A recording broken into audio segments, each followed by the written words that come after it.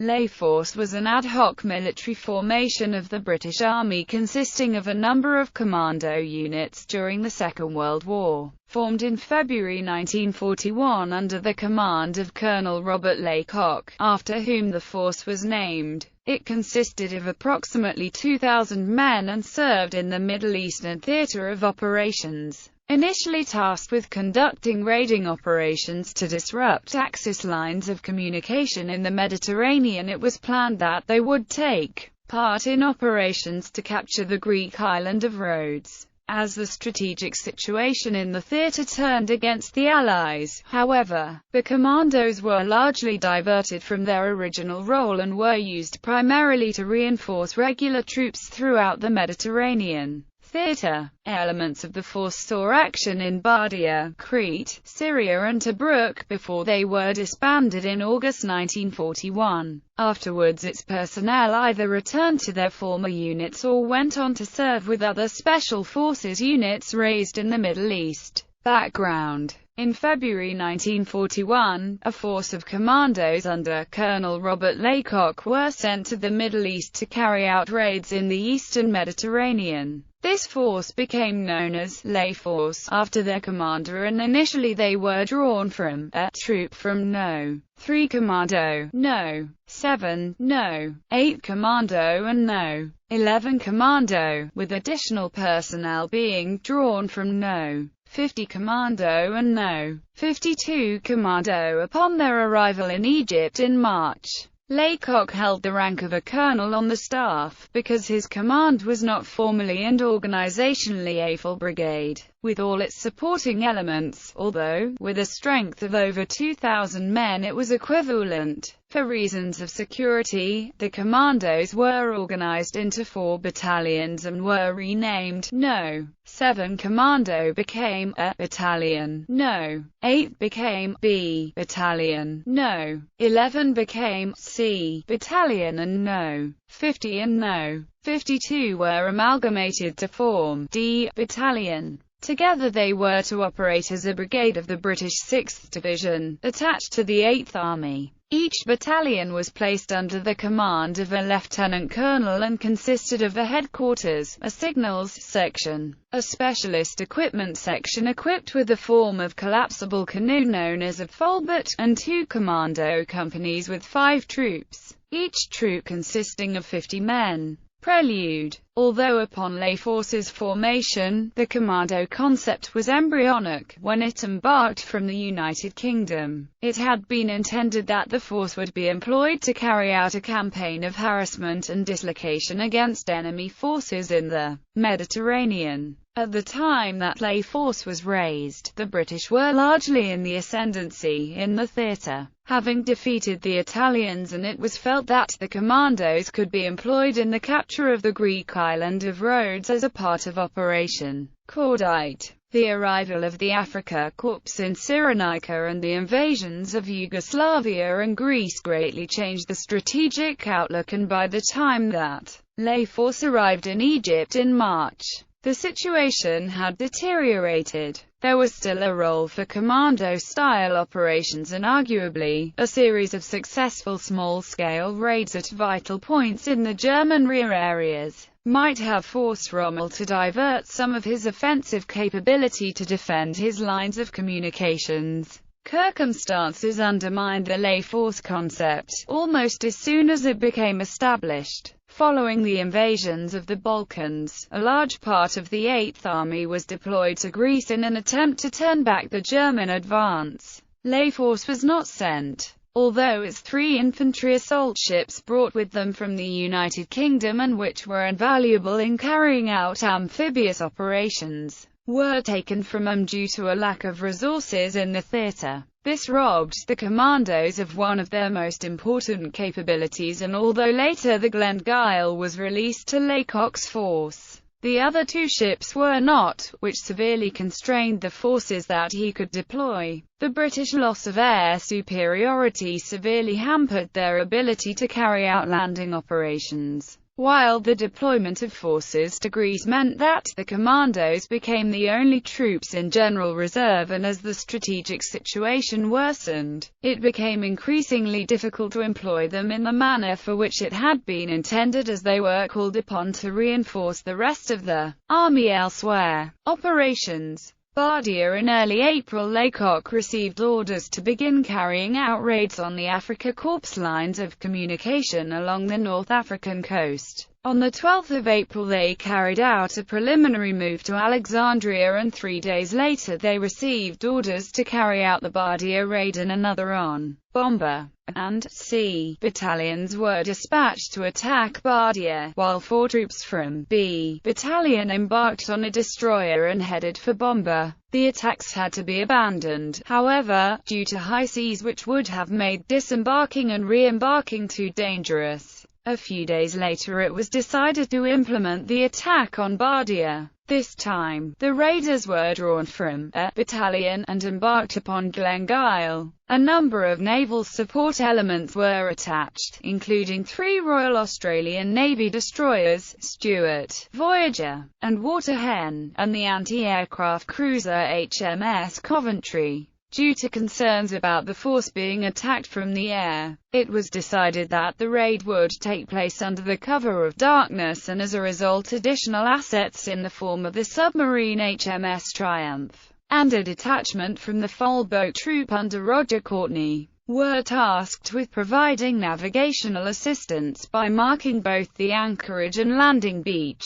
The raid was carried out on the night of 19/20 April 1941. As a result of a number of mishaps, things went awry from the beginning. The submarine missed its rendezvous with the landing ship, having been strafed by an Allied aircraft shortly before. Problems with the release gear for the assault craft meant that some of the commando parties were late getting ashore, and another landed at the wrong beach. The landings went ahead unopposed, and the commandos moved to the various objectives that had been identified by intelligence. Little damage was done, as a number of the targets proved not to exist or were not where they were thought to be. One party was able to damage a bridge, while another set a tire dump on fire and blew up the breeches of a number of naval guns. Due to the delays during the landings and the need to depart while it was still dark, time ran out and the commandos were forced to withdraw. On the way back, an officer was shot when he failed to respond correctly when challenged by a sentry, while 67 men, not knowing that there were no assault craft at their beach due to the earlier error, were left behind and later captured.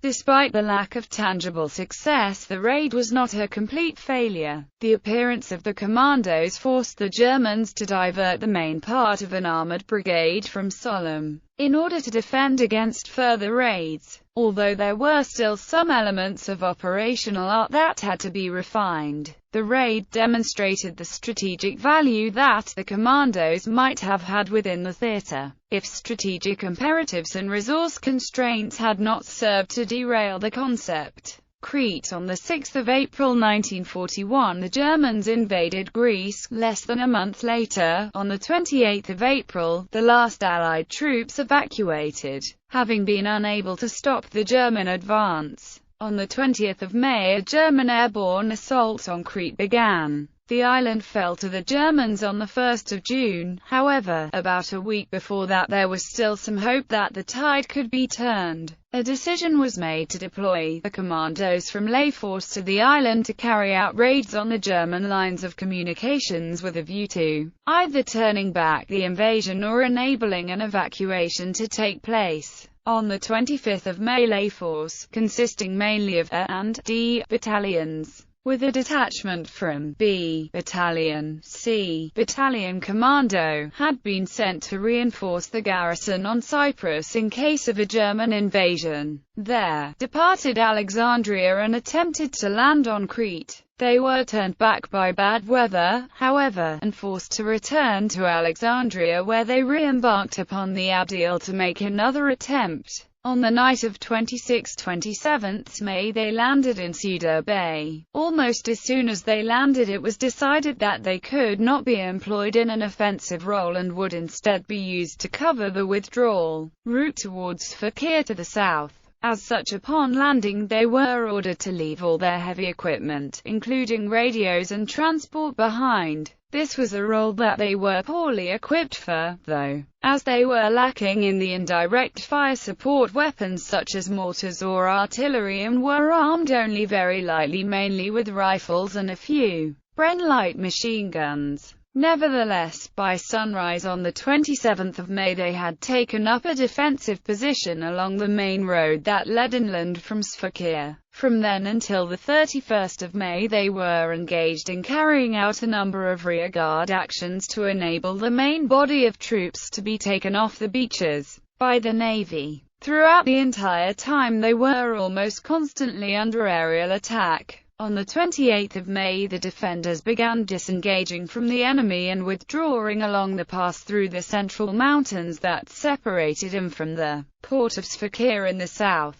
The defense of the pass fell to the commandos along with 2 Australian infantry battalions, the 2 7th and 2 8th battalions, and the 5th New Zealand Brigade. In the first 2 nights of the evacuation approximately 8,000 men were taken off, while on the third night, the 30th of May, covered by the Australians and Laycock's commandos, the New Zealanders were able to get off too. For the commandos, the fighting was heaviest on that first day. During the height of the German attack on the pass, G Troop from A Battalion, under Lieutenant F. Nichols, carried out a bayonet assault after a force of Germans took up a position on a hill on the commandos' left flank, from where they began to enfilade the entire position. Twice the Germans came at them, and each time the attack was turned back by stubborn defense. Elsewhere that same day, however, Laycock's headquarters was ambushed, and in a rather confused action he and his brigade major, Freddie Graham, commandeered a tank in which they returned to the main body. By the 31st of May the evacuation was drawing to a close and the commandos, running low on ammunition, rations and water, fell back towards Fakir too.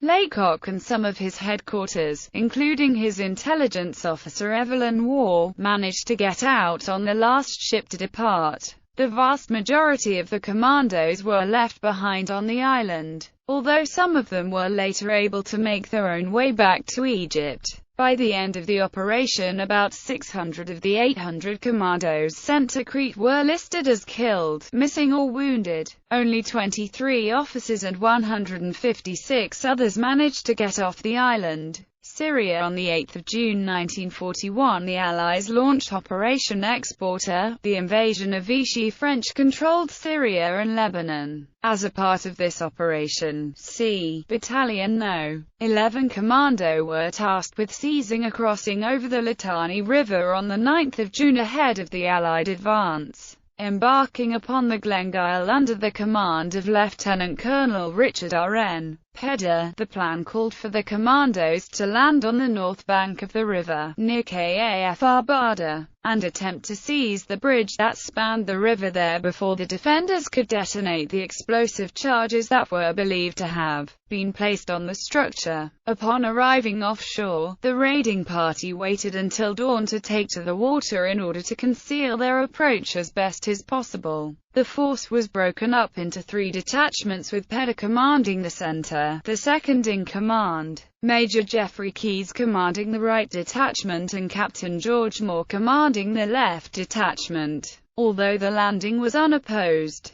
the southern detachment under Keyes soon discovered that they had been put ashore by mistake on the wrong side of the river. As Pedder's detachment advanced on the target, the French colonial troops from the 22nd Algerian Tirailleurs that were defending the area opened fire, and in the ensuing engagement Pedder was killed and a number of other officers in the center detachment were wounded. Nevertheless, the detachment pressed on, and, under the command of the regimental sergeant major, they succeeded in securing one of the barracks buildings near the redoubt that formed the key to defense of the position. At the same time, the left detachment under Moore captured a number of howitzers and field guns, as well as a number of prisoners. But as the initial surprise of the attack wore off, the defenders were able to organize themselves. The fighting became more intense, and as the French brought up mortars and artillery, a stalemate developed. While this was going on, the right detachment under Keyes, having found itself on the wrong side of the river, made contact with an Australian battalion to the south which brought up a boat with which they could make a crossing. Due to the size of the boat, it had to make a number of trips before the detachment was on the northern side.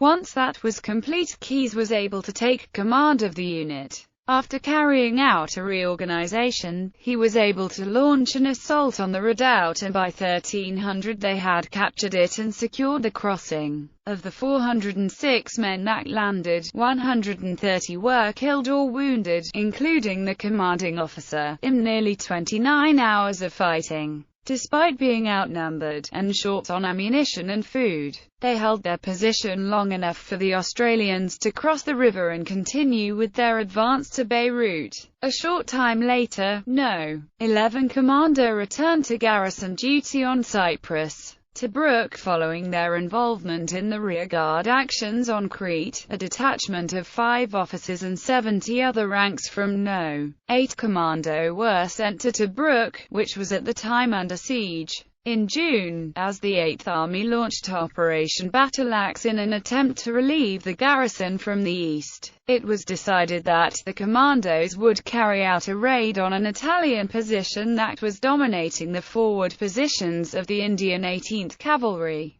The position, which was known as the Twin Pimples, consisted of 2 small hills that sat close together and from where the Italians were able to observe the Allied lines. For a number of days prior to carrying out the raid, the commandos carried out patrols with the Indians to become familiar with the ground and to practice moving over the terrain at night. Finally, on the night of 17-18 July they attacked. It was a raid that was typical of what the men had been trained for, but which they had rarely been able to conduct since arriving in the Middle East. It proved to be highly successful, being well planned and executed, with a carefully laid deception plan. Under the cover of darkness, the commandos managed to sneak up behind the hills, moving through the Italian forward positions unchallenged. In the end they advanced to within 30 yards before they were challenged, and when they finally were, the force rushed the Italian defenders and quickly overwhelmed them. They then withdrew from the position just before the defenders called in an artillery barrage on the position and returned to the garrison holding Tobruk. They suffered 5 casualties in the raid, one of whom later died of his wounds. Disbandment. By late July 1941, the operations that Layforce had undertaken had severely reduced its strength, and under the circumstances reinforcements were unlikely. The operational difficulties that had been exposed during the Bardia raid, the changing strategic imperatives of the situation in the Middle East, and the failure of the High Command to fully embrace the commando concept had largely served to make the force ineffective. As a result, the decision was made to disband Layforce. Many of the men went back to their previous regiments following the decision, while others chose to remain in the Middle East and subsequently joined other special forces units that were raised later. Laycock travelled to London to discuss with the War Office his concerns about the way in which his force had been treated. Upon hearing about its disbandment later, British Prime Minister Sir Winston Churchill, a great advocate for the commandos, ordered the formation of the Middle East Commando, made up from the commandos that had remained in the theatre. When Laycock returned from England, he found that, although the Middle East Commando had indeed been set up, there were very few men for him to command. What men there were formed into 6 troops. No. 1 and 2 troops were made up of L detachment based at Geneva under the command of David Sterling, while 60 men from the disbanded No. 11 Commando made up No. 3 troop. Nos. 4 and 5 troops had been formed from No. 51 Commando and the Special Boats section made up No. 6 troop, under Roger Courtney. These designations, however, were largely ignored as the men referred to themselves by their old designations. In November, as part of Operation Crusader, an offensive aimed at relieving the besieged garrison at Tobruk, No. 3 Troop of Middle East Commando was involved in Operation Flipper, an attempt to raid Erwin Rommel's headquarters in Libya and kill the German commander. The raid was part of a larger operation involving Sterling's L detachment and the SBS to penetrate behind the German lines and cause disruption in the rear areas in order to assist in the general offensive. In the end, however, the raid failed and only 2 men, one of whom was Laycock himself, managed to return to British lines. The commander, Lt. Col. Geoffrey Keyes, was posthumously awarded the Victoria Cross for his leadership and bravery during the raid, although the Middle East Commando remained in existence after this, largely in an effort to placate Churchill. Its personnel were mainly absorbed into larger formations. Many of these men joined the Special Air Service, which was expanded by Sterling with Churchill's approval. Laycock was promoted to brigadier and put in charge of the Special Service Brigade, Middle East Command, replacing Brigadier Charles Hayden.